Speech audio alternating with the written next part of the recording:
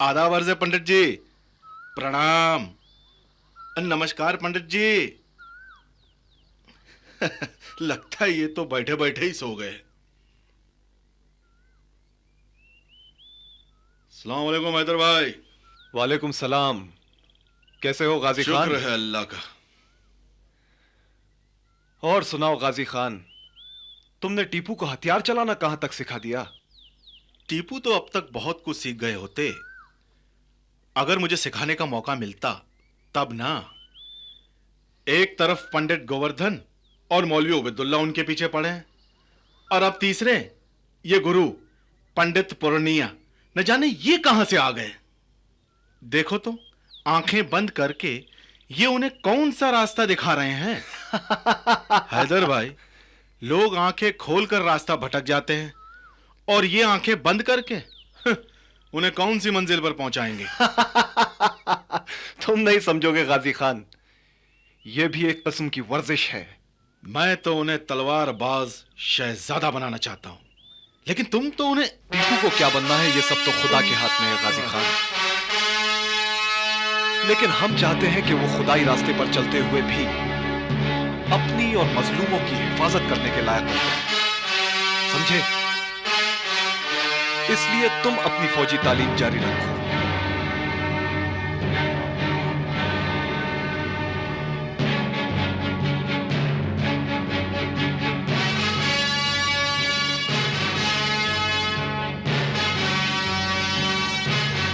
देखो टीपू, अब हम जमीन पर किसी भी उड़ते हुए पंछी का साया देखकर आसमान की तरफ गोली चलाएंगे, और हमारी एक गोली से पंछी का सीना छलनी हो जाएगा।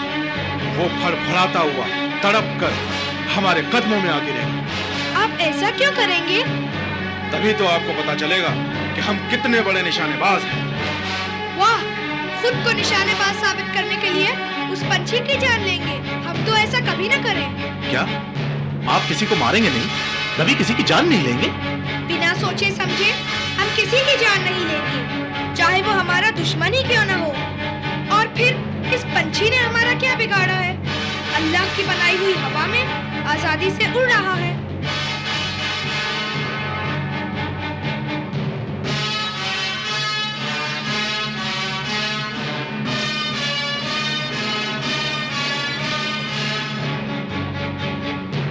इस पंछी को भूल जाओ, आओ मेरे साथ।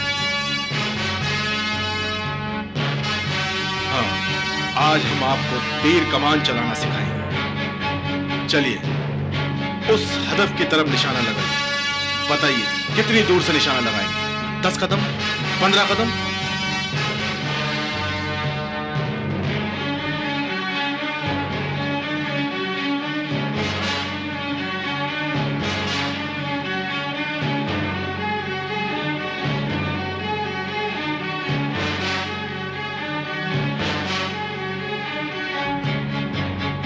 बेटे टीपू, इतनी दूर से निशाना नहीं लगेगा, फासला बहुत हो गया है।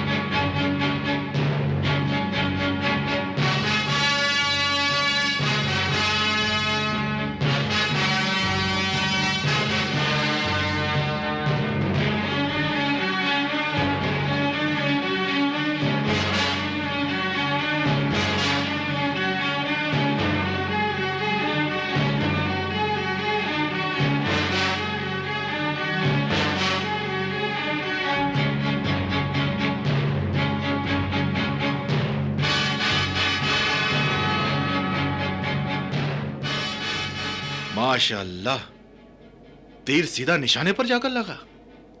भाई, हमने बड़े बड़े तीर अंदाज देखे हैं, लेकिन आपकी तरह नहीं। कमाल है। ये योगा की ताकत का कमाल है। योगा की ताकत? हाँ, जो शरीर और आत्मा की तमाम ताकतों को एक जगह इकट्ठा करके हासिल होता है। उस दिन आप पंडित पूर्णिया जी का मजाक उड़ा रहे थे ना कि आंखें बंद करके मुझे कौन सी मंजिल पर ले जा रहे हैं। यही है वो मंजिल। मान गए छोटे पंडित, आप बड़े होकर अच्छों अच्छों की छुट्टी कर देंगे। आइए।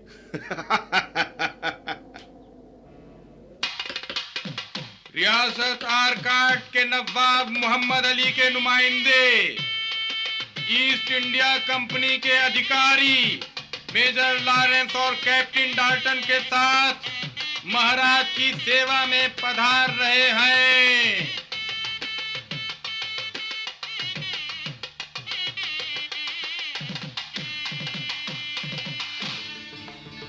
मैं करीम बख्श, आरकोट के नवाब जनाब मोहम्मद अली साहब का नुमाइंदा, राजा साहब और रानी साहिबा की खिदमत में सलाम पेश करता हूँ।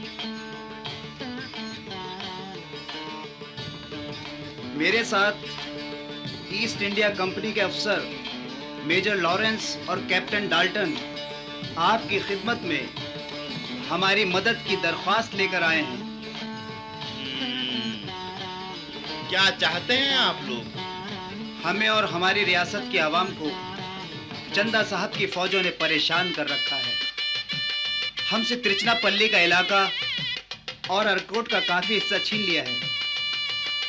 अगर आप हमारी मदद करें तो हम चंदा साहब से टक्कर ले सकते हैं। Your Majesty, we, the representatives of East India Company, solemnly affirm that in case we are successful to defeat Chanda Sahab and recover the territories annexed by him, the Nawab of Arakot has agreed to offer Your Majesty the territory of Trichinapalli in lieu of the help offered by Your Majesty. ये कह रहे हैं अगर आपकी मदद से हम चंदा साहब को शिकस्त देने में कामयाब हो गए तो त्रिचनापल्ली का इलाका आपकी खिदमत में बतौर नजराना पेश किया जाएगा।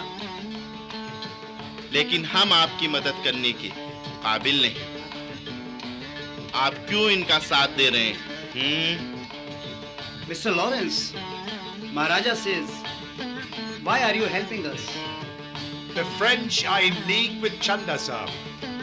So we are helping Mr. Muhammad Ali, the Nawab of Arakot.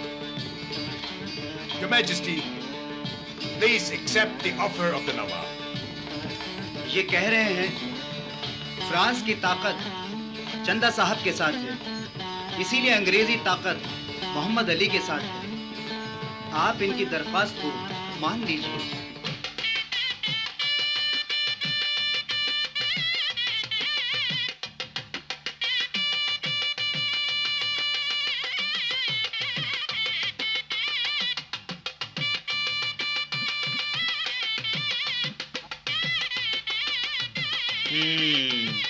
आपकी बात दुरुस्त है, परंतु हमें थोड़ा समय चाहिए। हम सोचकर फैसला करेंगे।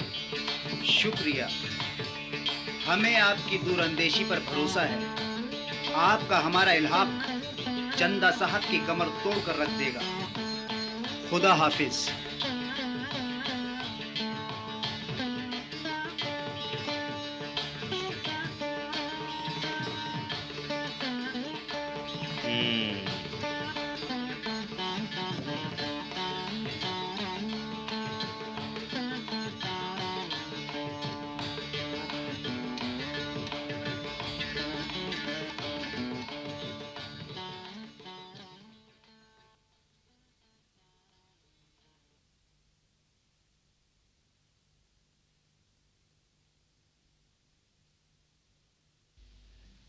प्रणाम महाराज। महाराज, मेरे ख्याल में उनका प्रस्ताव बुरा नहीं, क्योंकि त्रिचनापल्ली जैसा उपजाऊ इलाका हमारे राज्य में शामिल होने से हमारी माली हालत और भी सुधर जाएगी। लेकिन लड़ाई के लिए पैसा चाहिए। आपके भाई देवराज ने खजाना खाली कर रखा है। ऐसी हालत में युद्ध मोल लेकर क्या खुद के राज्य की जड़ें खोखली करना चाहते हैं आप? अरे, आप तो गुस्से में बात कर रही हैं। बात ही कुछ ऐसी है। भूल गए वो दिन देवराज ने कदम कदम पर मनमानी करके हमारे साथ क्या सुलूक किया था, फिर भी वो दीवान है। हमारा सेवक हमारा ही नुकसान करे और हम बेबस देखते रहे।